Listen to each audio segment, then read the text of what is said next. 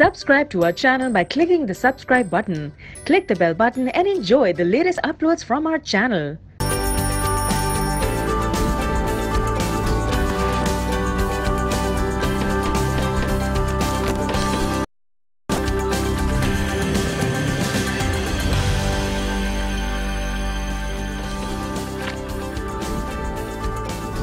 अस्सलामुअलैकुम, good morning. आज के साथ मैं हूं सबा शेख और मैं हूं अनम काज़मी। उम्मीद करते हैं आप सब बिल्कुल ठीक ठाक होंगे, खैरियत से होंगे, मजे में होंगे, आज की सुबह को भरपूर तरीके से एंजॉय कर रहे होंगे। जी हाँ, बिल्कुल एंजॉय करना भी चाहिए, क्योंकि हंसते मुस्कुराते मैं और अनम लेकर आते हैं आपके लिए एक जबरदस्त सा शो, जिसमें बातें होती हैं बड़ी तामीरी, इंफॉर्मेटिव, और साथ साथ हम शामिल करते हैं खबरें भी और तंज़ो मज़ा भी। तो जैसा कि तमाम लोग हमारे व्यूअर्स, हमारी जो थीम है, हमारा जो ओवरऑल सारा सिनेरियो है, जो वीक सेलिब्रेशन चल रहा है, वो एजुकेशन के हवाले से। और एजुकेशन की अगर बात की जाए तो बड़े इंटरेस्टिंग फैक्ट्स जो हैं वो मैंने पढ़े और मुझे आइडिया हुआ कि वाकई हमारे यहाँ मैनेजमेंट कॉन्फ्लिक्ट कितना ज़्यादा होता है एजुकेशन के मामले में, क्योंकि यहाँ पर 3 तबकात हैं। एक तबका वो है जो कि स्कूल जाने पर राजी नहीं होती, इनके ऊपर माइल ही नहीं होता। एक तबका वो है जो लोअर मिडिल तबका है और इंटर मैट्रिक के बाद घर बैठ जाने वाला तबका है। वो तबका है जिनका ख्याल ये है कि बस इंटर मैट्रिक कर लिया, इतनी तालीम काफ़ी है, आगे हम कोई रोजगार करेंगे या फिर हम हुनर सीखेंगे और फिर अपने बिजनेस को।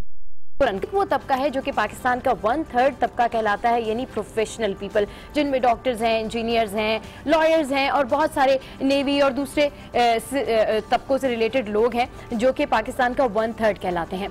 तो जिस मुआशरे में, जिस सोसाइटी में, जिस मुल्क में तालीम की इतनी कमी हो, तालीम का इतना फुकदान हो, उस मुआशरे में फिर इसी तरीके के कॉन्फ्लिक्ट्स आते हैं। तो गुड मॉर्निंग आज की पूरी कोशिश होती है कि हम अपने प्लेटफॉर्म अवेयरनेस प्रोवाइड करें, आपको बताएं कि किस तरीके से आप तालीम हासिल कर सकते हैं। बहुत सारे लोग ये कहते हैं कि जी ये बहुत एक्सपेंसिव होती है, प्राइवेट स्कूल्स बहुत महंगे होते हैं। तो इसी हवाले से हमने आपको TCF के हवाले से बताया कि अगर आप अपनी एजुकेशन, अपने बच्चों की एजुकेशन अफोर्ड नहीं कर सकते हैं तो TCF एक ऐसा इदारा है जो कि प्रोवाइड करता है आपको फ्री एजुकेशन, जो कि प्रोवाइड करता है फ्री स्टांस अपने आप को मनवाने का। तो इसी हवाले से हम बात कर रहे हैं TCF के हवाले से। TCF एक ऐसा इदारा है जो कि एक प्रॉपर फाउंडेशन है और फंडिंग के थ्रू भी इसको चलाया जाता है। TCF के इदारे में बहुत सारे पेड टीचर्स तो हैं ही, लेकिन इसके साथ साथ इस इदारे में बहुत सारे वॉलंटियर भी काम करते हैं, जो कि एक बहुत कंट्रीब्यूशन कर रहे हैं पाकिस्तान की तामीर और तरक्की में, क्योंकि ये बहुत बड़ी बात होती है कि आप किसी इदारे के साथ काम कर रहे हैं, वॉलंटियर काम कर रहे हैं और तालीम के फ़रोग के लिए काम कर रहे हैं।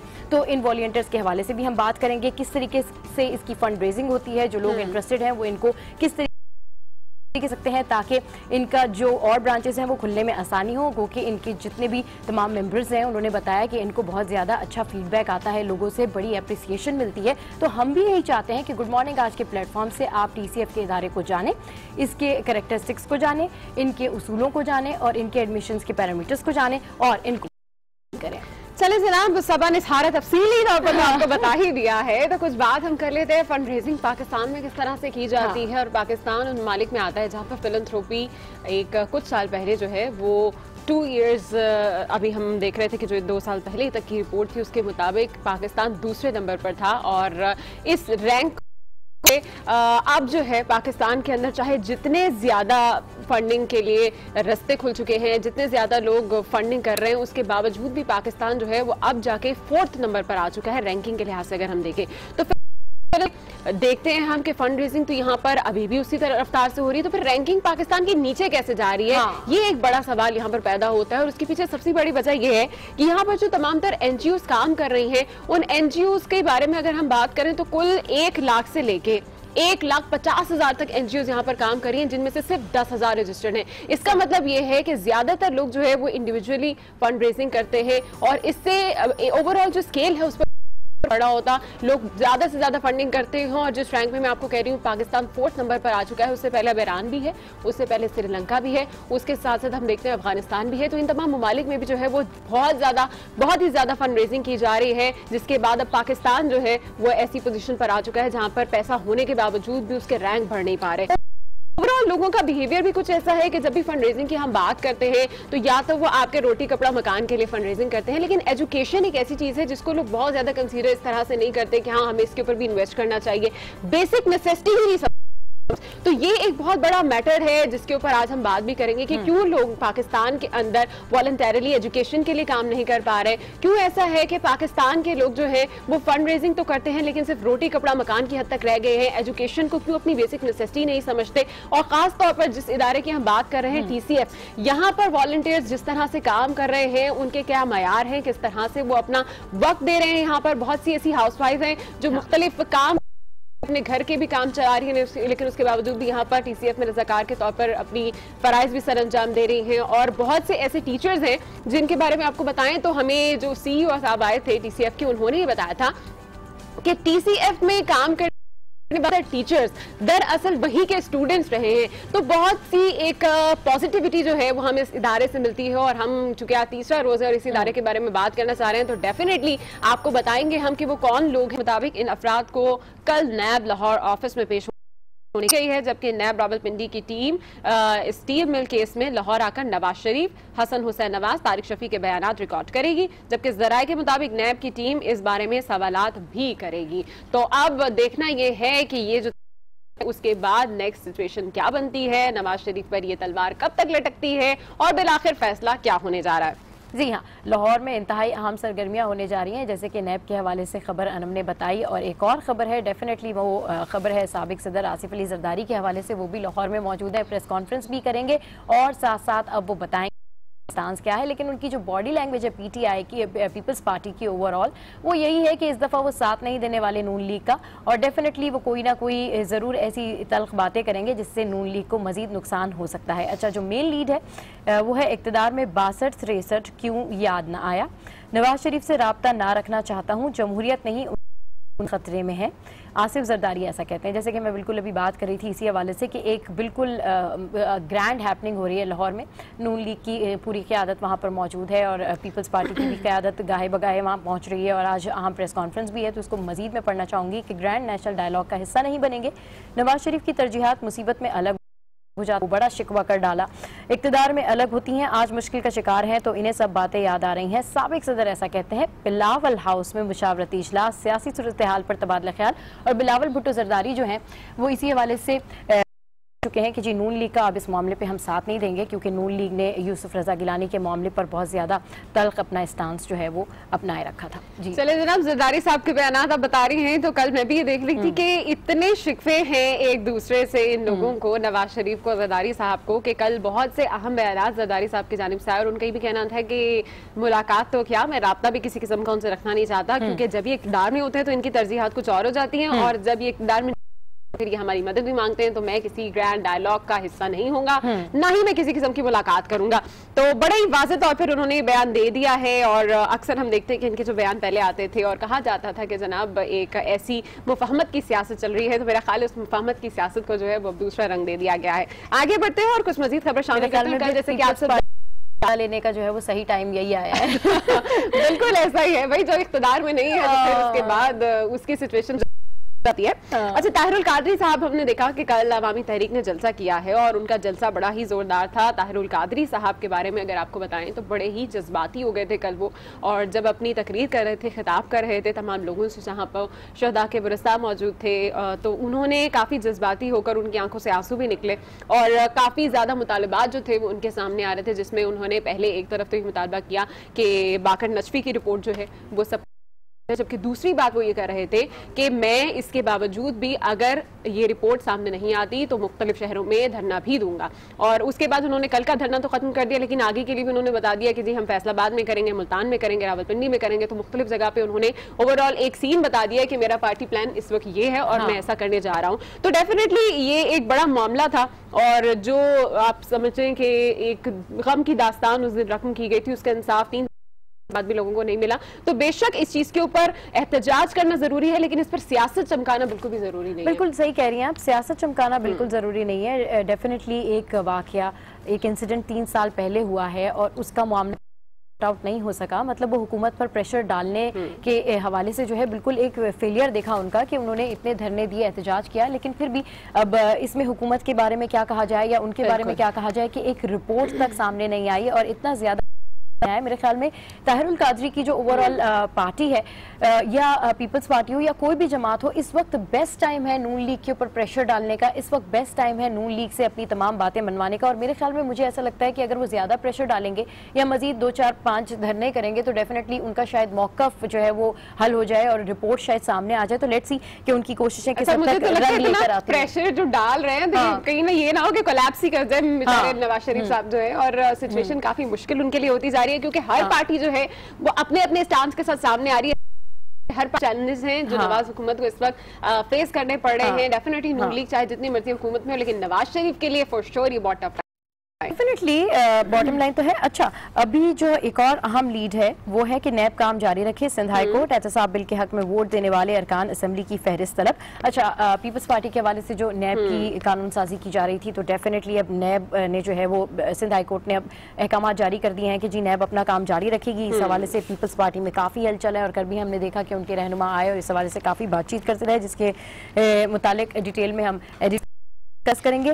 तो बिजनेस रिकॉर्डर पढ़ने से पहले मैं चाहूंगी कि आप डॉन की मेन लीड। बिल्कुल जनाब, पहली खबर जो डॉन में इस वक्त मेन मेंशन है वो ये है कि नैब समन्स एक्स प्राइम मिनिस्टर शरीफ समन्स टुमारो। और जैसे कि आप जानते हैं कि नैब में तलबी हुई है, तो वो सेम ये खबर है, मेरा ख्याल है इसको दोबारा पढ़ने की जरूरत नहीं है। लेकिन जो दूसरी खबर है वो ये है कि top security body wants ties with Kabul Kabul दहशतगर्दों की आमद सरहद पार फायरिंग रोकी जाए। कौमी सलामती का कल एक अहम जो कमेटी थी उसमें इन चीज़ों को डिस्कस किया गया। इस इजलास में इस चीज़ का फैसला किया गया है कि इस दहशतगर्दी को किसी तरह से रोका जाए। सरहद पर फायरिंग और वजीर आजम की ज़ेर-ए-सदारत इजलास हो रहा था, जिसके बाद अब ये खबर जो है वो सामने आ रही है। और साथ ही साथ एक और छोटी सी खबर मैं मेंशन कर देती हूँ, senator from Loralai named acting PMLN president. ये जो है वो तीसरी अहम खबर जो कि डॉन ने आज अपनी मेन लीड्स में से बनाई। अच्छा जी, बिजनेस रिकॉर्डर में जो इंपॉर्टेंट खबरें हैं वो मेन लीड का हिस्सा है। PM will himself oversee all CPAC projects. और दूसरी जो खबर है वो India China troops clash briefly. और एक और जो खबर है बिजनेस रिकॉर्डर ने जिसको अपनी मेन लीड का हिस्सा बनाया है वो है कि फातमी लाइकली टू हेड पोल और मलेशिया चाइना इन्वेस्टमेंट बिल्डअप जुलाई FDI। अच्छा, इकॉनमी के हवाले से अगर बात की जाए, क्योंकि बिजनेस रिकॉर्डर में खबरें होती हैं, और इकॉनमी के हवाले से बात की जाए तो इकॉनमी पाकिस्तान की अब बहुत ज़्यादा जो है वो गिर रही है और इसके लिए बहुत ज़्यादा जल्दी कोई इकदाम करने होंगे, क्योंकि जो हमारे नए प्राइम मिनिस्टर आए हैं शाहिद खाकान अब्बासी साहब, उनके पास मेरे ख्याल में इतना टाइम नहीं है कि वो ओवरनाइट इस मसले को सॉर्ट आउट कर सकें, क्योंकि इकॉनमी का मसला ये एक दिन एक रात में, इसके लिए बहुत ज्यादा उनको काम करने की जरूरत है, क्योंकि बड़ा प्रेशर बढ़ रहा है और इकॉनमी के जो हालात हैं वो मजीद खराब हो रहे हैं। मजीद जरूरत है कि हम IMF से डायलॉग करें, मजीद जरूरत है कि अपनी खारजा पॉलिसी ठीक करें और बिजनेस के ऊपर हम तवज्जो दें। खारजा पॉलिसी के हवाले से आपने बात की तो सब बिल्कुल, खारजा पॉलिसी के लिए इस वक्त बहुत से चैलेंजेस हैं तो पाकिस्तान को फेस करने पड़ रहे हैं। और उसमें सबसे ज्यादा इंपॉर्टेंट ये है कि आपके अंदरूनी जो सिविल और मिलिट्री ताल्लुकात हैं वो सबसे पहले फोरम के ऊपर ठीक हों, ताकि लोगों के दरमियान ये जो गलत इंप्रेशन जा रहा है कि इनके सिविल और मिलिट्री जो ताल्लुकात है वो आपस में स्टेबल नहीं है, तो सबसे पहले उनको स्टेबल कर, ताकि हमारी खारिजा पॉलिसी जो है इन ताल्लुकात से हटके भी एक चीज होती है, वो है कि नून लीग के हुकूमत के हवाले से जिस तरीके से पनामा लीग्स का फैसला सामने आया है, तो जितने भी इन्वेस्टर हैं जो बाहर इन्वेस्टर होते हैं वो आपके मुल्क की इंटरनल सिचुएशन देख रहे होते हैं और सबसे ज्यादा वो रिलाई कर रहे हैं, क्योंकि मियां नवाज शरीफ एक फेस रहे हैं, 3-4 साल से वो एक फेस रहे हैं, तो इकॉनमी पे काफी असर पड़ता है। अब शायद खाकान अब्बासी आए हैं, लेट्स सी कि क्या नई डेवलपमेंट लेकर आते हैं। अब हम चलेंगे मुख्तलिफ शहरों के ऊपर और हम जानेंगे कि मुख्तलिफ शहरों में क्या हो रहा है जी। तो सबसे पहले हम बढ़ेंगे वफाकी दारुल हुकूमत की जानिब, जहाँ आज क्या बड़ी खबरें हैं और कौन से मेगा इवेंट्स होने जा रहे हैं हम जानेंगे आज न्यूज़ के नुमाइंदे वसीम रजाक से। जी वसीम रजाक, ये बताइए क्या अपडेट्स हैं वफाकी दारुल हुकूमत से? वफाकी दारुल हुकूमत में आज मौसम काफ़ी गर्म है, धूप निकली हुई है और ऐसा लग रहा है कि आज दिन भर बहुत शदीद गर्मी रहेगी। लेकिन अगर इवेंट्स की बात करें, सुप्रीम कोर्ट के आज 2 बेंचेस जो हैं वो मुकदमात की समाअत करेंगे। लोअर कोर्ट्स में शेख रशीद हरजाना केस की समाअत होगी, साबिक सदर आसिफ अली जरदारी के असासाजात से मुतल्लिक केस की समाअत होगी। इस्लामाबाद हाई कोर्ट में राजा परवेज अशरफ जो साबिक वजीर आजम भी रहे हैं, उनके जो है रेंटल पावर का जो केस है उसकी समाअत आज होगी। इसके साथ साथ आज एक अहम मीटिंग होगी, पाकिस्तान मुस्लिम लीग नून की CEC का इजलास होगा पंजाब हाउस में, ज्यादा बड़े फैसले भी सामने आ सकते हैं। इसके साथ साथ आज NA का सेशन है जो कि 3 बजे शुरू होगा। इसके साथ साथ साबिक सदर जो है ज़िया उल हक, उनकी बरसी है आज, तो वहां पर जो उनके जो मज़ार है फैसल मस्जिद के सामने दुआया तकरीब का इनेकाद किया जाएगा। इसके अलावा फॉरेन ऑफिस की आज जो है वो हफ्तावार जो ब्रीफिंग है, आज जुमेरात का रोज़ है, हफ्तावार ब्रीफिंग वो भी आज 11 बजे दी जाएगी। जो है सेक्रेटरी खारजा आज वो FO की जो ब्रीफिंग है आज 11 बजे देंगे। इसका NA सेशन रंगून फेस्टिवल के हवाले से आज एक इवेंट हो रहा है PNCA में, वो आज शाम को होगा, जहां पर अब्दुल कादिर बलोच जो है वो इस इवेंट पर मेहमान खुसूसी होंगे। इसके अलावा आज़ाद जम्मू कश्मीर के जमात इस्लामी के जो सदर हैं वो भी आज इस्लामाबाद में एक जो है तकरीब से खिताब करेंगे और सेशन आज 3 बजे होगा। पिछला सेशन जो मुलतवी हुआ था वही कंटिन्यू होगा और आज 3 बजे उसका इजलास होगा। वसीम, आप हमें अपडेट कर रहे थे शहर इक़्तिदार से। रुख करेंगे लाहौर का, वहां पर मौजूद है हमारी नुमाइंदा हुमा भट्ट। उनसे जानेंगे कि शहर में क्या सियासी और समाजी सरगर्मियां मुनक्किद की जा रही हैं। हुमा भट्ट, गुड मॉर्निंग, कैसी हैं आप? और ये बताइएगा कि इस वक्त लाहौर में मौसम कैसा? हम चाहेंगे कि कोई अच्छी खबर सुनाएं आज आप हमें लाहौर से। बिल्कुल ठीक हूँ, लेकिन क्योंकि पनामा केस के बाद से ही हम लोग देख रहे हैं सियासी सरगर्मियों के साथ साथ जो सियासतदान हैं उन्होंने भी रुख कर लिया है लाहौर का। तो लाहौर में कल भी हम लोगों ने देखा डॉक्टर ताहिर ने मैदान सजाया, तो आज यहाँ पर बहुत से अहम लीडर भी मौजूद हैं, अपोजिशन लीडर हैं, लेकिन उसमें सबसे अहम पनामा केस का जो इशू है उसमें सबसे अहम चीज़ जो थी वो थी NA 120 की खाली नशिस्त, जिसके जो उम्मीदवार हैं जिन्होंने यहाँ पर नामजदगियाँ जमा करवाई गई हैं इलेक्शन कमीशन में, तो उनमें से मेन जो 2 पार्टीज हैं PMLN और PTI, उनके जो लीडर्स हैं जिनको जवार यहाँ पर खड़े हो रहे हैं उनका आज स्क्रूटी का अमल होगा और दोनों पार्टीज के जो उम्मीदवार हैं उनके ऊपर एतराज़ात भी दाखिल कराए गए हैं। तो इस हवाले से आज हम लोग देखेंगे, यहाँ पर पहुँचेंगे यास्मीन राशिद भी हम लोग देखेंगे, यकीनन मीडिया टॉक भी करेंगी और इसके अलावा कुलसूम नवाज की भी तरफ से कोई ना कोई यहाँ पर पहुँचेगा। और इसके अलावा दो सियासी लीडर्स की तो आसिफ अली जरदारी और बिलावल भुट्टो पीपल्स पार्टी के जो चेयरमैन हैं वो भी यहाँ पर मौजूद होंगे और वो भी आज शाम के वक्त कोई प्रेस कॉन्फ्रेंस करेंगे, क्योंकि लाहौर और स्पेशली पंजाब जो है वो इस वक्त अहम मरकज समझा जाता है सियासी सरगर्मियों का, और जो पंजाब से जीता है ज़्यादातर तो हमने यही देखा है कि उसी को कर रही थी। आपका बहुत शुक्रिया। और मैंने वही बात करी थी, मैं पढ़ रहे थे कि जी आजकल लाहौर जो है बड़ा एक्टिव हुआ है सियासी सरगर्मियों के हवाले से। आगे बढ़ते हैं और चलते हैं कराची की जानिब, जहां मुस्लिम लीग काफ के सदर चौधरी शुजात हुसैन सियासी रहनुमाओं से मुलाकातों में मसरूफ है। आज वो किन किन से मुलाकातें करेंगे और शहर में क्या सियासी सरगर्मियां होने जा रही हैं ये हमें बताएंगे आज वकास खान। जी वकास खान, अपडेट कीजिए।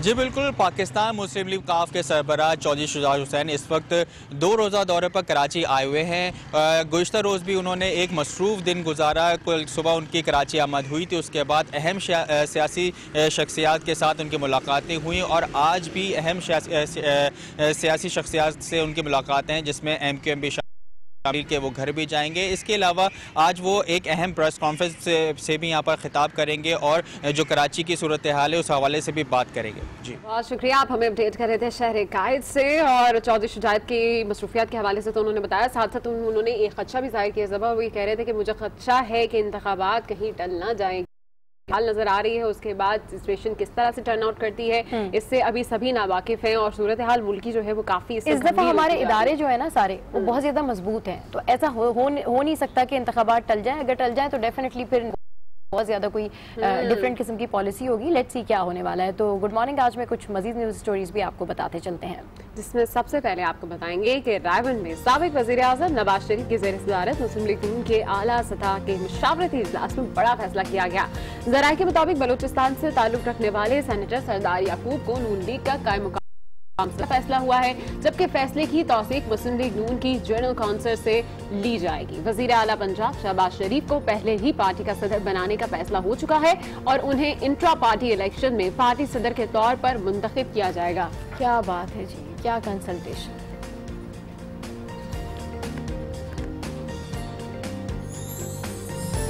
सिंध हाई कोर्ट की बात कर लेते हैं, जिसने सूबाई असम्बली से नैब बिल के खात्मे का कानून बावजूद नैब को अपनी कार्रवाइयां जारी रखने की हिदायत कर दी है।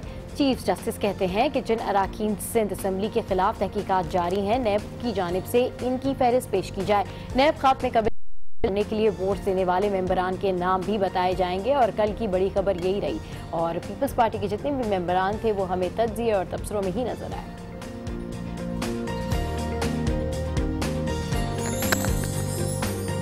और कराची में गुलमोहर आर्ट गैलरी में मुख्तलिफ आर्टिस्ट की बनी हुई पेंटिंग्स की नुमाइश की गई। कराची के आर्टिस्ट ने अपने फन को कैनवस पर बिखेरा, मुख्तलिफ रंगों से अपने कैनवस बनाए, पेंटिंग्स की, पाकिस्तान की माशरती रवायतों की भी अक्कासी की। गुलमोहर आर्ट गैलरी नए आर्टिस्ट को भी प्लेटफॉर्म मुहैया कर रही है, जहां वो अपने फन को कैनवस पर उतार कर टैलेंट को मनवा सकते हैं। और क्या बात है, पाकिस्तान में टैलेंट की कोई कमी नहीं है और मुझे लगता है कि इस तरह कि जो आर्ट है उनको हमारा प्लेटफॉर्म, गुड मॉर्निंग आज का प्लेटफॉर्म भी जो है वो एक ऐसी जगह प्रोवाइड करता है जहाँ पर वो अपना आर्ट जो है वो लेकर आ सके। इन तमाम आर्ट गैलरीज को बिल्कुल प्लेटफॉर्म प्रोवाइड करता है, क्योंकि मैंने एक दफ़ा इसके हवाले से रिपोर्ट रिपोर्ट थी और जब मैं वहाँ गई थी और मैंने पेंटिंग्स देखी थी तो मैं हैरान रह गई थी। और मेरे साथ जो है हमारी पूरी टीम थी। गुड मॉर्निंग आज में यह वक्त हुआ एक ब्रेक का, जिसके बाद शामिल करेंगे खाना बनाने का झटपट तरीका रैपिड रेसिपी में।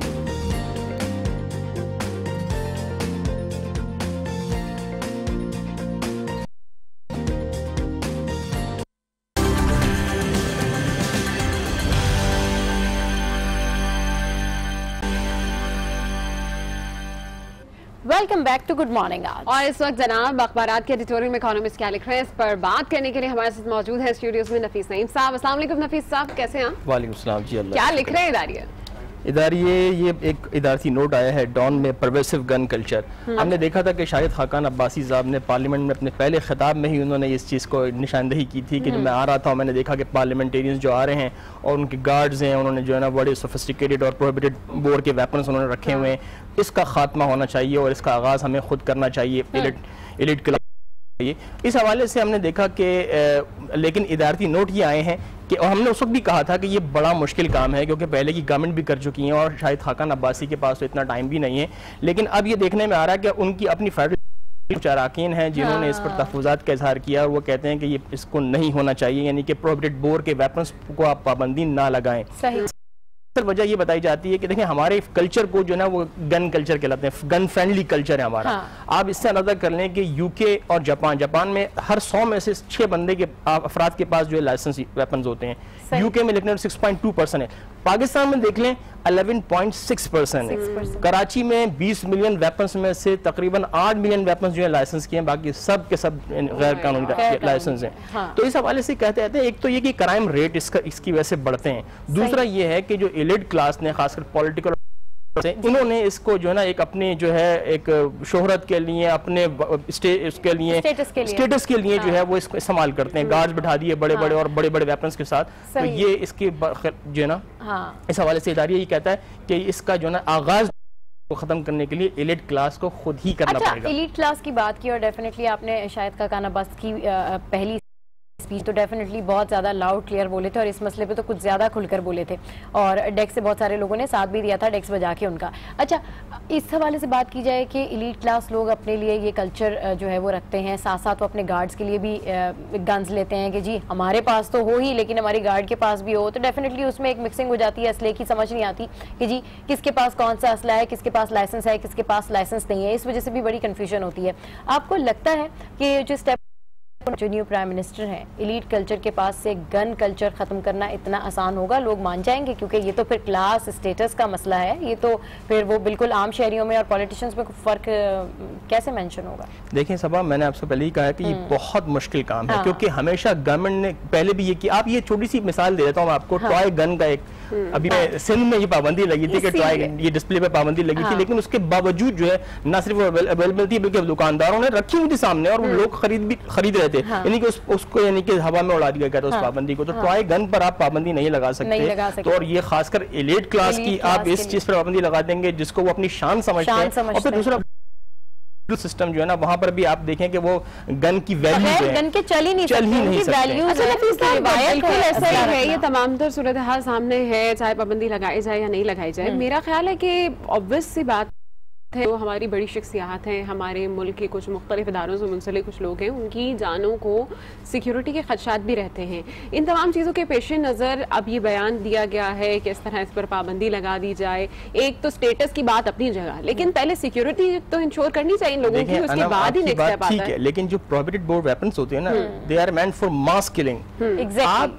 आपके गार्ड्स को इतने इस किस्म के जो मोजी जिसे कहते हैं लैथल रखने के लिए जो के लिए सवाल हो, आप एक नॉर्मली वेपन रख सकते हैं अपने पास अगर हिफाजत करनी है आपने, और इसके लिए हमें बाकायदा लेजिस्लेशन करनी चाहिए। अच्छा, ये मसला सिर्फ पाकिस्तान का नहीं, जैसे भी आप बात कर रहे थे यूके की, उसके साथ साथ जो अमेरिका में सबसे बड़ा मसला है वो भी ये है कि सबसे ज्यादा गन किलिंग होती है वहाँ पे, और कोई किसी किस्म का जो है वो टेरर वहाँ पर नहीं जितने से टेरर है लोगों में खौफ हरास है, क्योंकि गन जो है वो इतनी कॉमन हो चुकी है। तो मेरा ख्याल है तमाम तो सूरत हाल तभी बेहतर हो सकती है जब आपके पास जो गन्स हो, एक तो वो लाइसेंस हो, बगैर लाइसेंस के किसी के पास गन मौजूद ना हो, तभी मेरा ख्याल है कि आप इन चीजों को मेक श्योर कर सकते हो कि सिर्फ जरूरतमंद जो जिनको वाकई में सिक्योरिटी की जरूरत है रिफॉर्म्स लेकर आना चाहिए। पहले सबसे गन्स वापस लेनी चाहिए, उसके बाद सेलेक्ट आउट करनी चाहिए कि किसको वाकई में जरूरत है। और अगर जैसे हमने बात की जिरगा सिस्टम की, तो उनकी तो रवायत है असला रखना, तो डेफिनेटली उनको भी बड़ी छानबीन करके इस तरह की गन्स अलॉट करनी चाहिए। अच्छा, अगला एडिटोरियल क्या कह रहा है? अगला हम देख लेते हैं एक ये कानून और सियासत पर जमहूरी कश्मकश में मालूम है कि अभी कल जो है वजीर आज़म साबिक वजीर आज़म जो है अपने बच्चों समेत तलब कर लिया गया है की तरह, मेरी तरह मेरा ख्याल है आपके मुंह में अभी नहीं चढ़ा कि वजीर आज़म हमारे साबिक हो चुके हैं। ऐसा ऐसा वो हो जाएगा, तो वो साबिक हो गए। फिर से दोबारा वजीर आज़म बोलना अभी कुछ नहीं कह सकते। देखिए ना सभा अभी भी चल रहा है उनका हवाले से कि मैं अभी देखें अब तो उनके अब वो नैब में उनकी पेशी, उनके बच्चों की पेशी है, और ये भी एक बड़ी डेवलपमेंट है। फिर हमने देखा कि लाहौर हाई कोर्ट में भी उनके खिलाफ जो है वो एक तौहीन अदालत के दायर दरख्वास्त पर जो है उनको नोटिस जारी हो गए, ना सिर्फ उनको बल्कि शहबाज शरीफ को भी, साद रफीक को भी। तो ये सारी चीजें अब ये अदालती ये नोट कि एक फैसला कौन मोड़ पर है, और जमहूरियत जो ये नई मनाजिल है ना, इसके लिए जमहूरी काफिला कहाँ ठहरता है ये देखना पड़ेगा, क्योंकि हम देख रहे हैं पॉलिटिकल तसल भी जारी है, कानूनी जंग भी जारी है। इधर आप देखेंगे आसिफ जरदारी जो है वो लाहौर बैठे हुए हैं, तो चौधरी शुजात कराची आए हुए हैं, तो ये बैकडोर डिप्लोमेसी भी जारी है। तो ये इस हवाले से इस वक्त मुल्क भी नाजुक क्या कहते हैं एक बड़े अहम मोड़ पर है, जहाँ हो सकता है कि सियासत अपना नया रुख। बिल्कुल, लेकिन नसीब साहब क्यों हम एक नवाज शरीफ साहब की या नवाज शरीफ की नाअहली को जमहूरियत के साथ जोड़े जा रहे हैं, उनके इनकलाब को भी जमहूरियत के साथ जोड़े जा रहे हैं, हर बात को जा रहे हैं। एक शख्स ना अहल था, उसको ना अहल कर दिया, उसने चोरी की या मुल्क का पैसा लूटा, उस बेसिस पर उसको अलग कर दिया गया। इसको हमने एक इतना बड़ा मसला क्यों बना लिया है कि हम हर बात जब भी करते थे तो जमहूरियत से बात शुरू करके वहीं पे खत्म कर देते हैं। इस चीज का जमहूरियत से कितना ताल्लुक नहीं, असल में नवाज शरीफ खुद भी बार बार वो कह चुके हैं, हमेशा ना सिर्फ नवाज शरीफ बल्कि मुस्लिम लीग नून के रहनुमा जितने हैं वो सब यही कहते हैं कि नवाज शरीफ का मामला जो है ना वो जमहूरियत को डिरेल करने वाली बात है। जो भी पानामा केस के हवाले से जब भी केस चल रहा था जमहूरियत डिरेल हो रही है, जमहूरियत डिरेल हो रही है, तो यही कहा जा रहा है कि देखिए नवाज शरीफ की नाअहली के बाद वो अपनी जगह मौजूद, ये अलग बात है, मतनाज़ा केस हुआ, केस पर क्या है मैं इसकी बात में नहीं जा रहा, लेकिन उनके जाने के बाद जमहूरियत डिरेल नहीं हुई है, गवर्नमेंट अपनी जगह कैबिनेट अपनी जगह पर है, काम सब है। लेकिन एक बात यहां मैं जरूर करता चलूं कि अब जो हमारी जिम्मेदारी है फेडरल कैबिनेट की, बहुत सारे महाज हैं, अफगानिस्तान का महाज, आपका बैरूनी महाज पर भी आपने लड़ना है। देखिए ना बरामदात आपकी गिर रही है, आपने इस पे काम करना है। अभी मैं इसमें डॉन में भी एडिटोरियल पढ़ रहा था, उसके हवाले से भी ये था कि डिक्लाइन इन लेबर एक्सपोर्ट, आपने देखना है कितनी चीजें ऐसी हैं जो आपने महाज, आपका अफगानिस्तान की पॉलिसी है, वहां आपको हमारे वजीर खारजा को बुलाया गया अमेरिका, वो जाएंगे, पॉलिसी मुरतब होगी। कश्मीर आप देख रहे हैं, आज मोदी साहब ने एक नई बात की कि भाई हमें मैं गोली से नहीं गले लगा के काम करना पड़ेगा, तो ये सारे महासों पर आपने नोटिस किया कि जैसे पाकिस्तान में सियासी सूरत हाल चेंज होती है तो मोदी साहब के स्टेटमेंट्स और उनके बयान भी चेंज हो जाते हैं, बॉडी लैंग्वेज भी चेंज हो जाती है। बड़ा गहरा ताल्लुक नहीं है हमारी अंदरूनी सियासत से मोदी साहब के बयान से तो ताल्लुक हो ना हो, लेकिन हमारा उनसे बहुत गहरा ताल्लुक है इस हवाले से, चाहे वो टेंशन हो। देखें बॉर्डर टेंशन खासकर इंडिया की वजह से ही हमारे यहाँ ज्यादा टेंशन रहती है, और ये आप देखें हमारे eastern border, western border, porous border कहलाते हैं ये ना सिर्फ बयानात बल्कि अमली तौर पर आपने देखा 14 अगस्त के रोज उन्होंने ILOC पे फायरिंग कर दी, हमारे लोग शहीद हुए।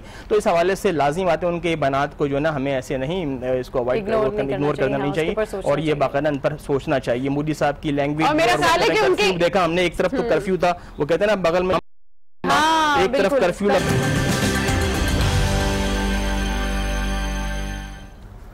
वेलकम बैक जनाब, और इस वक्त हमारे से स्टूडियोज में मौजूद हैं डॉक्टर समीना अफजल साहिबा और डॉक्टर उमर, और इनका ताल्लुक इंडस हॉस्पिटल से है। इंडस हॉस्पिटल के तहत मुल्क भर में इस वक्त सेहतमंद सेंटर कायम किए गए हैं जहां पर टीबी और ज़ियादतीस का मुकम्मल और मुफ्त इलाज किया जा रहा है। इसी हवाले से जो है वो बात करने के लिए हमने इन गेस्ट को भी आज इन्वाइट किया है। अस्सलाम वालेकुम and welcome to good morning. अस्सलाम वालेकुम, कैसे हैं आप? बिल्कुल ठीक ठाक। अच्छा, इतना जबरदस्त काम कर रहा है इंडस, इतनी ज़बरदस्त जो है वो नज़रिया लेके आ रहा है, कॉन्सेप्ट लेकर आ रहा है सेहत के हवाले से कि किसी तरीके से सेहत बेहतर हो जाए। तो आपका ताल्लुक है सेहतमंद ज़िंदगी सेंटर, तो ये बताएं कि ये जो सेहतमंद ज़िंदगी सेंटर है, ये इसके काम करने के तरीके क्या हैं, इसके प्रिंसिपल्स क्या हैं, किस तरीके से इसके अंदर जो है इलाज किया जाता है मरीज़ों का? ओके जी, तो सेहतमंद ज़िंदगी सेंटर्स जो हैं ये इस वक्त हमारे 50 हैं। हम पार्टनर करें इंडस हॉस्पिटल के साथ, और हमारा एम ये है कि हमारी ऑर्गेनाइजेशन का नाम है कम्युनिटी हेल्थ सॉल्यूशंस, और ये बेसिकली हम फ्री ट्यूबरकुलोसिस का डायग्नोसिस और हम अपने इन सेंटर्स में दे रहे हैं। ठीक है, ये इस वक्त इसमें से 31 सेंटर्स कराची में है। अच्छा। और 7 सेंटर्स हमारे इंटीरियर सिंध में है और 20 सेंटर्स पंजाब में है। तो इसमें किसी को भी अगर कोई सस्पेक्ट कर रहा है कि उसको 2 हफ्ते की खांसी है, ठीक है, तो हमारे सेंटर आ सकते हैं। वहाँ पे हमारी माहिर टीम मौजूद है, डॉक्टर्स मौजूद हैं जो उनको पहले फ्री डायग्नोसिस होगी, उसमें कुछ टेस्ट हैं जो काफ़ी महंगे होते हैं, पर यहाँ पे हम फ्री ऑफ कॉस्ट दे रहे हैं। इंश्योर कि किसी भी तरह की जो है वो ट्यूबरक्लोसिस हो, ओल्ड हो या न्यू हो, आप लोग डायग्नोस भी करते हैं, इलाज भी करते हैं, और अगर एडमिट करना हो तो पेशेंट्स को एडमिट भी करते हैं? नहीं, हमारे पास हम रेफर कर देते हैं। हाँ जी, हमारे सेंटर्स जो है वो सुबह 8:30 बजे से रात 8:30 बजे तक खुले होते हैं। अच्छा, ठीक है। डॉक्टर उमर भी हमारे साथ मौजूद है। डॉक्टर उमर, बहुत सी ऐसी प्रॉब्लम्स हैं, बहुत सी ऐसी बीमारियां हैं जिन चीज़ों के बारे में लोगों को मोस्टली नहीं होता, और जब वक्त काफ़ी ज़्यादा हाथ से गुजर जाता है उसके बाद उन्हें याद आता है कि हमें टेस्ट कराने या हमें टेस्ट करवाने पहले ज़रूरी भी थे। ऐसी तमाम सूरत हाल के अंदर आप लोग अवेयरनेस के लिए लोगों के लिए क्या कर रहे हैं? कोई प्रोग्राम्स जो आप लोग इसे लेकर चल रहे हों और लोगों में अवेयरनेस क्रिएट कर रहे हों कि जी आपको इनिशियल स्टेजेस पर ही डॉक्टर के पास आना चाहिए, टेस्ट कराने चाहिए, तो कुछ प्रोग्राम्स के बारे में बताइए आपने। देखिए, अवेयरनेस से रिलेटेड सबसे बड़े एक्ट्स जो कि ग्लोबल हेल्थ डायरेक्टरेट, जिसका मैं रिप्रेजेंटेटिव हूँ, जो कि इंडस हॉस्पिटल का पार्ट है और जो कि प्रिंसिपल रेसिपिएंट हैं for the global fund TB control programmes के साथ साथ कोलैबोरेशन के साथ काम कर रहे हैं। हम लोग की डिफरेंट स्टेप्स हैं जिनके अंदर कम्युनिकेशन की बहुत बड़ी स्ट्रैटेजी है। अच्छा डॉक्टर उमर, आपके डिफरेंट स्टेप्स के ऊपर भी हम बात करेंगे, लेकिन अभी यहाँ पर आ गया एक शॉर्ट ब्रेक। तो शॉर्ट ब्रेक के बाद हम वापस आएंगे और बात करेंगे सेहतमंद जिंदगी के हवाले पर, हेल्थ पे। सो कहीं जाइएगा मत, don't go anywhere, stay with us, keep watching good morning आज।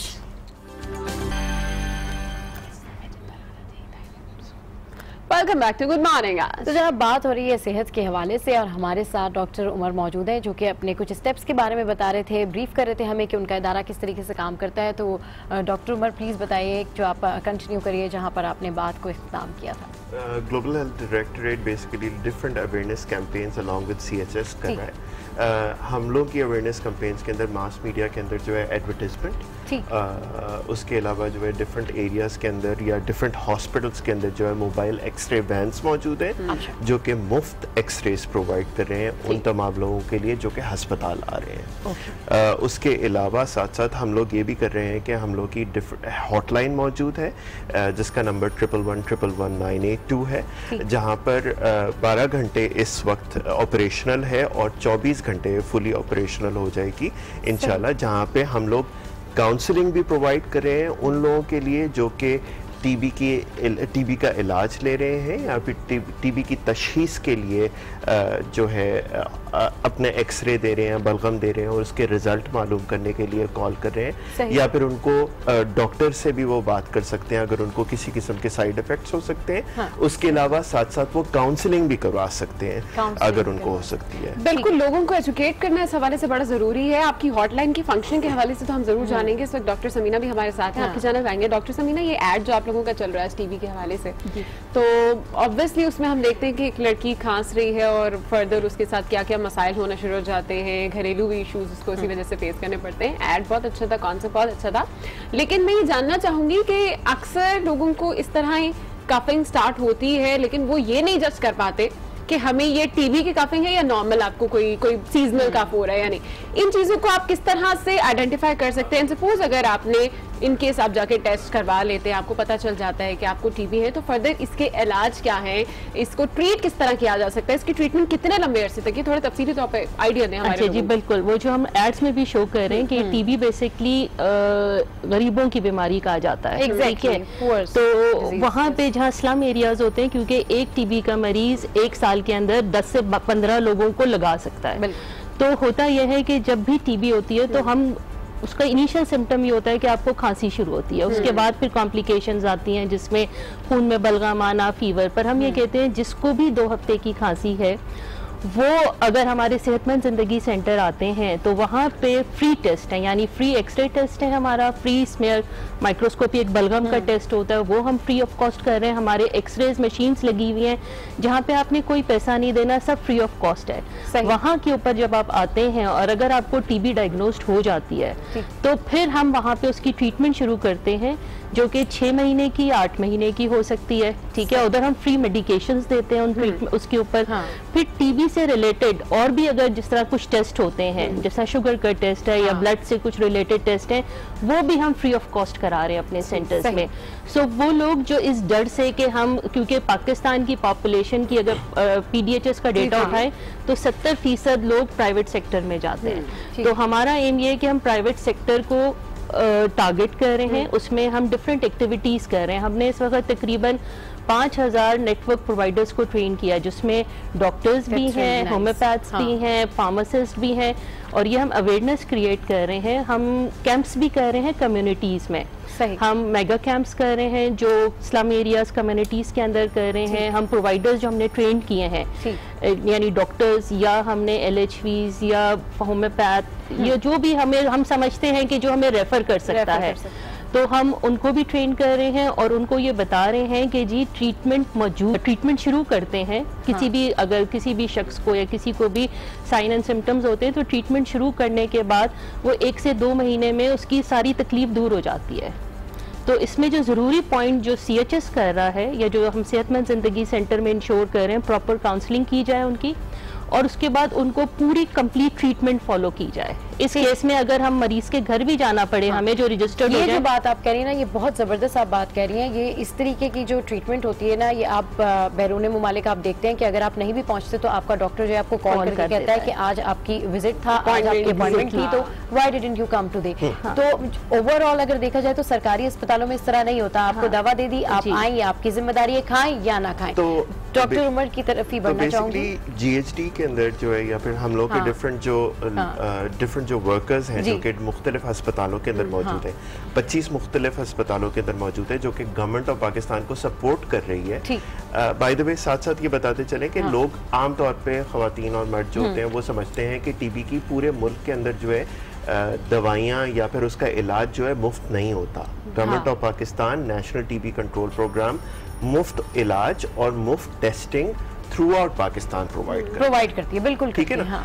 अब अगर जो है आप इन अस्पतालों के अंदर जाते हैं तो फिर वो रिसोर्सेज की किल्लत है, रिसोर्सेज की किल्लत। और हम लोग के बेसिकली लोग जो होते हैं वो ये कोशिश करते हैं कि पूरी की पूरी जितने भी अस्पताल हैं उनको सपोर्ट प्रोवाइड कर सकें अपने वर्कर्स के साथ, ताकि पेशेंट की केयर प्रोवाइड सही तरीके से हो सकता है। I am sorry, I am cutting you right now. One more thing जो कि बहुत ज़्यादा इंपॉर्टेंट है कि 6 से 8 महीने की ट्रीटमेंट तो होती है जो कि मुख्तलिफ अस्पतालों के अंदर प्रोवाइड की जाती है। अगर जो है 6 से 8 महीने की दवाई जो है सही तरीके से ना ली जाए तो एक बहुत ही खतरनाक किस्म का जो है टीबी हो सकता है, जिसको MDR टीबी कहते हैं। उसका इलाज जो होता है वो 16 से 24 महीने तक होता है, जिसके लिए भी दवाइयाँ जो है मुख्तलिफ अस्पतालों के अंदर फ्री ऑफ कॉस्ट प्रोवाइड कर जाती है। औरतें, बच्चे, जितने भी ख़ानदान होते हैं उनके अंदर सबसे बड़ी प्रॉब्लम ये होती है कि शादियां नहीं हो पाती, वो लोग समझते हैं कि इलाज नहीं हो पाएगा, लोग जो हैं उनके करीब नहीं आ पाएंगे, एक दूसरे से दूर रहेंगे। अगर किसी के साथ मिल के बैठ के खाना खाएंगे जिसको टीबी हो रहा होगा तो उसको टीबी लग सकता है। इन तमाम चीज़ों को आई थिंक हम लोग के कल्चर और हम लोग की सोसाइटी के अंदर ये जानने की ज़रूरत है कि टीबी इस तरीके से नहीं, फौरन से इंस्टेंट नहीं लगता। बिल्कुल। अच्छा डॉक्टर साहब ये बताइएगा, आपने जैसे कि बताया कि हमारे पाकिस्तान के अंदर टीबी का मुफ्त इलाज भी हो रहा है, प्लस इसकी अवेयरनेस के लिए भी काफ़ी सेमिनार्स मुनक़िद किए जा रहे हैं, मुख्तलिफ कम्युनिटी सेंटर्स में भी आप लोग ये काम कर रहे हैं। जब इतना ज़्यादा इसके इलाज के लिए सहूलियात मौजूद हैं, हुए भी उसके बावजूद हम देखते हैं कि पाकिस्तान इस वक्त 5th लार्जेस्ट वो मुल्क है जो कि टीबी से लड़ रहा है। फिर ये कमी क्यों वाकया नहीं हो रही? कहाँ पर कोताही समझते हैं? इतने इलाज होने के बावजूद भी लोग टीबी से आज भी पाकिस्तान में मर रहे हैं, वजह क्या है? लोगों को पहुंच नहीं रहा, आपका मैसेज सही से डिलीवर नहीं हो रहा, या उन्हें इस चीज़ के बारे में नो हाउ नहीं है?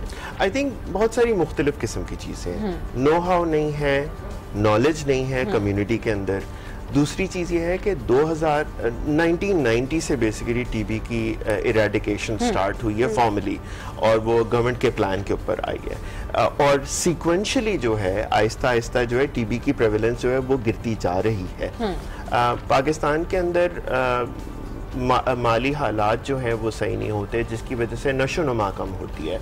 नशोनुमा की वजह से भी आपको मुख्तलिफ किस्म की बीमारियां हो सकती हैं। ऐसे इलाके जहाँ पे लोग जमघट्टों के अंदर रहते हैं, एक कमरों के अंदर अगर आप 12 लोग साथ रहेंगे तो ऑटोमेटिकली आप जो हैं वो ऐसी बीमारी जो कि हवा के जरिए से फैल सकती है, वो एक शख्स से दूसरे शख्स तक आसानी से पहुँच सकती है। तो पाकिस्तान जैसे जगह जहाँ पे मुख्तलिफ किस्म के लोग हैं और डिफरेंट किस्म की प्रॉब्लम्स को फेस कर रहे हैं, तो उन तमाम चीज़ों के लिए एक बहुत ही कॉम्प्लेक्स किस्म की सिचुएशन होती है जिसको डील करना बहुत मुश्किल काम है। और साथ साथ गवर्नमेंट ऑफ पाकिस्तान जो है वो कम्प्लीटली कमिटेड है इस चीज़ के अंदर कि टीबी को खत्म करें। बिल्कुल, इनका जो नेशनल हेल्थ टीबी प्रोग्राम है वो बहुत ज़्यादा इंक्रीज हो रहा है, बल्कि ओवरऑल मैं, आप दोनों डॉक्टर्स हैं तो मैं आपसे एक चीज़ इंश्योर करवाना चाहूँगी कि आप ऑन कैम एटलीस्ट ये कह दीजिए कि कितनी भी लास्ट या सिवियर स्टेज हो, टीबी का इलाज मौजूद है। अगर आप इसका लगकर इलाज कराते हैं तो आप इस बीमारी से जो है वो छुटकारा पा सकते हैं, क्योंकि बहुत सारे लोग ये कहते हैं अब तो हमें मुँह से ब्लड आ रहा है, अब कुछ नहीं हो सकता, अब तो हमारे लंग्स काम नहीं कर रहे, अब तो कुछ नहीं हो सकता, अब तो हम बहुत ज़्यादा लागिर हो रहे हैं तो अब कुछ नहीं हो सकता। तो डेफिनेटली छोटा सा एक मैसेज दे दीजिए अवेयरनेस के। जी बिल्कुल, मैं आप लोगों को सबको ये कहूंगी कि टीबी का इलाज बिल्कुल मौजूद है। इसकी government of Pakistan national TB programme, provincial TB programme, हम सब मिलकर एक साथ काम कर रहे हैं ताकि इसका इलाज, अर्ली तशखीस अगर होगी तो इसका अर्ली इलाज होगा, और हमारे डिफरेंट प्रोग्राम्स हैं। और वही मैं दोबारा कहना चाहूंगी, हॉटलाइन नंबर जो हमारा है, बिल्कुल जो हमारे तमाम व्यूअर्स हैं उनको भी हम बताना चाहेंगे। Well, thank you so much doctor उमन, डॉक्टर समीना, आप लोग हमारे साथ थे, और एक खूबसूरत मैसेज के साथ ही हम आप लोगों को अल्लाह हाफिज भी कहना चाहेंगे। लेकिन साथ साथ आप लोगों को भी बता दें कि अगर टीबी के हवाले से आपको मजीद भी कोई मालूमात चाहिए तो आप इनके हॉटलाइन नंबर पर 111-111-982 पर कॉल करके जान सकते हैं टीबी के इलाज के बारे में। इनके कम्युनिटी सेंटर्स कहाँ कहाँ पर है इस वक्त शहर में, ये भी आप सब कुछ जान सकते हैं। इसी के साथ यहाँ पर लेंगे एक छोटी सी ब्रेक, जिसके बाद बहुत सी बातें होंगी। Stay with us, keep watching. Good morning. आज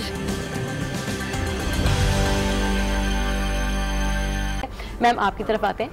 डेफिनेटली आप एक बेहतरीन कॉज के लिए काम कर रही हैं, उसके लिए हम आप तीनों को ही हेड्स ऑफ करेंगे कि आजकल ख़वातीन जो है वो जहाँ पर अपनी ब्यूटी के हवाले से कॉन्शियस होती हैं, अपने हेयर्स के हवाले से कॉन्शियस होती हैं, अपनी डाइट के हवाले से कॉन्शियस होती हैं, वहाँ आप तीनों ख़वातीन इतना ज़बरदस्त कॉज के साथ में काम कर रहे हैं कि आप कॉन्शियस हैं तालीम के लिए, आप काम कर रही हैं एजुकेशन के लिए, आप कर रही हैं फंड रेजिंग और साथ साथ डोनेशन भी देती हैं। तो सबसे पहले तो ये बताएं कि कितने अरसे से आपकी एसोसिएशन जो है वो इस इदारे के साथ है, इस फाउंडेशन के साथ है, और कैसा जा रहा है आपका ये काम? ओवरऑल फंड रेजिंग कैसी चल रही है, लोग इंटरेस्ट लेते हैं? जब TCF खुला था, ये 5 बिजनेसमैन ने खोला था एक साथ, फिर उनने हम तीनों और कोई 100 और ख्वातीन को बुलाया था कि हमारे को हेल्प करें पैसे जमा करने के लिए फॉर द कॉज। ठीक है, उनने बना तो दिए अपने जेब से स्कूल, और फिर 1000 स्कूल की उनका वो था, फोकस था कि हमने 1000 स्कूल बनाने। उस वक्त मैं तो पहली दफ़ा जब स्कूल गई थी तो मुझे एक छोटी सी बच्ची ऐसी नज़र आई थी, और उससे मुझे इतना प्यार हुआ है कि उस दिन से आज तक मैं TCF के साथ जो भी काम कहते हैं करती हूँ, वॉलंटियर हूँ, हेल्पर हूँ, जो भी है, ठीक है, जो भी हो सकता है करते हैं। और उसके आज हमें रिजल्ट्स भी मिल रहे हैं, बिकॉज लोग, पाकिस्तानी लोग इतने जेनरस हैं कि मैं कहती हूँ कि दुनिया में कोई लोग इतने जेनरस नहीं जितने पाकिस्तानी, और कराची के सबसे ज्यादा जेनरस लोग हैं। क्या बात। तो आज तक मैं तो किसी दरवाजे पर नहीं खटकाया जिसने मुझे मना किया हो कि चाहे 1 रुपया दिया या चाहे 1 करोड़ रुपया दिया, मगर लोग देते हैं और अपना पैसा देते हैं, अपना टाइम देते हैं, हर चीज देते हैं। लोग चाहते हैं कि एजुकेशन हो और हमारा मुल्क बेहतर से बेहतर होता जाए। बिल्कुल ऐसा ही है। और आज मैं शो के स्टार्ट में यही बात कर रही थी कि फिलैंथ्रोपी पाकिस्तान में लोग बहुत ज़्यादा इसकी तरफ उनका रुझान भी है और बहुत ज़्यादा फंड रेजिंग करते भी हैं।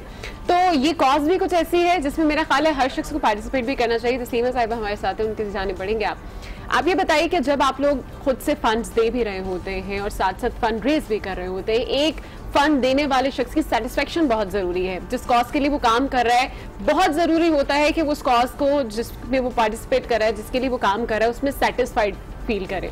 कितनी सेटिस्फेक्शन लेवल है इस वक्त आपका? I personally feel कि satisfaction is not even the word, you know. इतना बंदा honored feel करता है, and because it's such a humbling experience, you know, to working towards a cause के educate करें हम अपने country को, you know, and हमारा जो main cause है पाकिस्तान का जो हम lack कर रहे हैं वो education है right now. If a person is educated, especially youth हमारे जो हैं, अगर वो educated होंगे तो obviously हमारा future everything is linked to education, you know. So, from reading what science to going to universities, college, and the businesses, and everything depends on education. So I feel that satisfaction is naturally there, but you feel very honored and you feel very humbled, and you know that and you feel very happy from inside. You actually feel very rewarded also, you know, and you do feel very satisfied. But और सब मुझे लगता है कि everybody जैसे आप बोलते नहीं आए इस दौरान, चैलेंजेस नहीं, बिकॉज सपोर्ट बहुत थी, फैमिली की सपोर्ट थी, और फिर जो मेरे कुछ जानने वाले उनकी, और काफ़ी बल्कि हेल्प करने बढ़े आगे जब देखा कि ये है क्या, TCF कर क्या रहा है, इसी के सबको पता है कि हमारे मसाइल कितने हैं और उसका हल क्या है। राइट। और अगर आप हर जिस चीज़ को भी अगर आप देखें और उसकी तह तक अगर जाएं तो उसका यही है, एंड में वही होता है कि लैक ऑफ एजुकेशन की वजह से ये मसला आ रहा है, फेर फेर के वो एजुकेशन पे आ जाता है। तो जितने लोग मैं जानती हूँ सबके दिमाग में और सबकी थिंकिंग भी वैसी है, तो इसीलिए मुझे कोई मसला नहीं आया, घर से भी नहीं, बाहर से भी नहीं। और मैं उस वक्त जब मैंने ज्वाइन किया तो मैं उस वक्त मैं जॉब पे नहीं थी, मैं छोड़ चुकी थी, so I had time and I thought कि मुझे कुछ तो करना चाहिए, बिकॉज मैंने बहुत साल काम किए and I was so used to working. और फिर जब TCF ज्वाइन किया और ऐसे जैसे जैसे TCF बढ़ता भी गया, I stayed with them because they work with in a system, proper system था, ये गपशप वाली कमेटी या ग्रुप नहीं था ये। ना सिर्फ उनका जो एक्चुअल मेन ऑफिस है जो कि with it works like a multinational, I have to say, because I worked with a multinational, so I knew what the system was like, और मैंने यही चीज़ यहाँ पे देखी। और फिर जो सपोर्टर्स ग्रुप बना हमारा, उसमें भी मैंने नोटिस किया कि ये गपशप वाली कॉफ़ी मॉर्निंग लेडीज़ की वो हल्ला गुल्ला वाला नहीं है ये, इसमें काम भी हो रहा है, कॉफ़ी भी चल रही है साथ साथ, लेकिन काम भी हो रहा है। So that's why I stayed on, और अभी तक मैं हूँ यहाँ पे। एक्चुअली TCF में जो भी आता है वो अब वो उसी का होके रह जाता है। हमारे बच्चे भी उसी में बड़े कर रहे हैं, तो मेरा खुद का इंटरेस्ट डेवलप हो रहा है कि मैं एक दफ़ा जाऊं, इतनी तारीफें मैंने सुनी है और इतने अच्छे अच्छे स्टूडेंट से हम मिले, तो जाके एक दफ़ा विजिट करके आऊँ कि जी वाकई में ये फाउंडेशन किस तरीके से काम करी। लेकिन एक बात की खुशी है कि आप तीनों लेडीज़ ने एक ही बात की कि फंड रेजिंग में आप लोगों को इतनी दुश्वारी नहीं हुई, क्योंकि ओवरऑल पाकिस्तान में सबसे ज़्यादा चैरिटी की जाती है, और ये मुस्लिम कंट्रीज़ की जो है स्पेशलिटी है कि हम लोग सबसे ज़्यादा चैरिटी करते हैं और सवालात नहीं करते ज़्यादा। हमारे साथ जो है वो स्टूडेंट बैठी हुई और इनका नाम है ईशा। ईशा कौन सी क्लास में पढ़ती हैं आप? 9th क्लास में पढ़ती हैं। अच्छा, तो आज क्या प्रिपेयर करके आई हैं? गुड मॉर्निंग, आज के लिए क्या सुनाएंगी आप हमें? डिबेट करेंगी। चलें जी, डिबेट स्टार्ट करते हैं। और ईशा किस टॉपिक पे डिबेट करिए ईशा? आजादी के। बिल्कुल, अगस्त का महीना है तो ये माइक थोड़ा सा अपने फेस के पास करें, हाँ क्लोज करें, बस ठीक है। आऊज़ु बिल्लाहि मिनश शैतानिर रजीम, बिस्मिल्लाहिर्रहमानिर्रहीम। सर जो उठ जाते हैं झुकते नहीं ललकार से, हाथ जिनमें हो जुनूं कटते नहीं तलवार से। हम तो घर से निकले ही थे बांध कर सर पर कफन, जहाँ हथेली पढ़ लिए लो बढ़ चले हैं ये कदम। दिल में तूफानों की रोली और नसों में इनकलाब, होश दुश्मन की उड़ा देंगे हमें रोको न आज। खून अपना देंगे हम गर वतन मुश्किल में है, सरफरोशी की तमन्ना अब हमारे दिल में है। मौजूदा मेहमान किराम अस्सलाम वालेकुम। आप जानते हैं कि मैं हमेशा यकीन और उम्मीद की बात करती हूँ और यही मेरा तरीक़ है, लेकिन आज पाकिस्तान क्या कह रहा है वो मैं सुन रही हूँ और आप सबको सुनाना चाहती हूँ। 27 रमज़ानुल मुबारक जुमा के दिन शहादात के साए में भरने वाला पाकिस्तान सोच रहा है कि एक वक्त था कि जब सरफरोश मुसलमान ने मुझे बनाने के लिए अपना तन मन धन कुर्बान कर दिया। उन्होंने आज़ादी के चिराग अपने खूनी जिगर से जलाए। लाखों माओं ने अपने बेटों की कुर्बानियां दी। सैकड़ों बहनों ने अपने भाइयों की जानों की नजराने पेश किए। लेकिन आज जनाब सदर, मेरा और आपका पाकिस्तान कलमा तैयबा की तासीर, सूरतुर रहमान की तफसीर और उम्मत मुसलमानों की तकदीर आज पुकार पुकार कर क्या कह रही हैं। जहाँ रिजाए सिया अंधेरे मेरे ही जानिब बढ़ रहे हैं, और उन लुटेरों में रक्स करते हुए दरिंदे, वो जिनकी आंखों से, वो जिनके हाथों से खूने इंसान टपक रहा है, मैं उन ही लुटेरों में गिर चुका हूँ, वो मेरे ही जानिब बढ़ रहे हैं। न जाने मुसलमानों की गैरत को क्या हो गया है, वतन को लूटते भी हैं, वतन को माँ भी कहते हैं, वतन को लूटते भी हैं, वतन को माँ भी कहते हैं।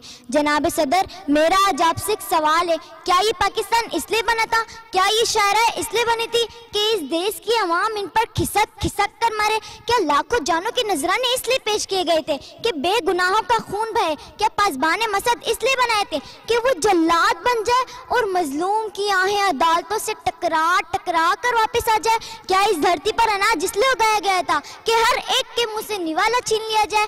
क्या ये चमन इसलिए हासिल किया गया था कि यहाँ बम धमाकों की थरथराहट और वेशी फौलाद हो? नहीं जनाब सदर, नहीं। जनाब आला, हम खामोश क्यों? जुल्म पे जुल्म, जबर पे जबर, और ये खामोशी कैसी खामोशी है? तज्जिया सहेंगे कब तलक, क्यों जीना यहाँ आसान नहीं, जो ख्वाब था लाखों आंखों का, ये वो तो पाकिस्तान नहीं। ये नगरी दहशत वालों की, ये देश नहीं मजबूरों का, जहाँ सच की कोई पहचान नहीं, जो ख्वाब था लाखों आंखों का, ये वो तो पाकिस्तान नहीं। मेरे नौजवानों, तुम सलाउद्दीन अयूबी, इब्ने बतूता, अल गजाली और इब्ने सीना के बेटे हो। मेरे नौजवानों, करो कुछ करो, मुसल्लते हम पे जमाने के जो, गियारे बदी को उजाड़े चलो, अंधेरे की चादर को फाड़े चलो। रिवायतों के घाट बदलेंगे हम, इस उम्मत के सालार बदलेंगे हम। बढ़ाओ कदम बेहद मंजिले करीब, नस्रु मिनल्लाह व फतहुल करीम। पाकिस्तान जिंदाबाद। Bravo Isha, very nice Isha. हमारे अनबिलीवेबल डिबेट किया आपने, अनबिलीवेबल। हाँ। और ये हमारे TCF के बच्चे हैं जो पाकिस्तान हाँ। को चेंज करेंगे, ये लाएंगे हमारे।